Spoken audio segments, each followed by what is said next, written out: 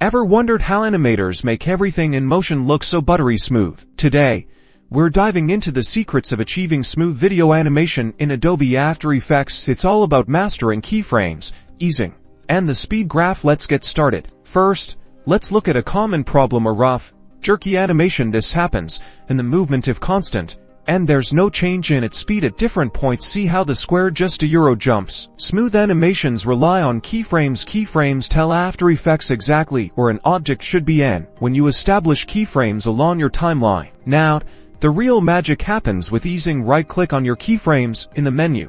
Look for Keyframe Assistant. There are several settings here for easing. Ease gives a nice smooth start and speed, and ease out makes for a smooth finish, while ease in does the opposite. Notice the difference. The square now gently accelerates and decelerates, giving a natural, fluid feel. This is the power of easing. Then, open up the graph editor. Here's where you find the speed of that movement. The speed graph represents how quickly an object moves between keyframes. Adjusting these control handles lets you precisely control the speed across your movements. Higher curves allow for quick acceleration and deceleration, and flatter lines mean more constant speed.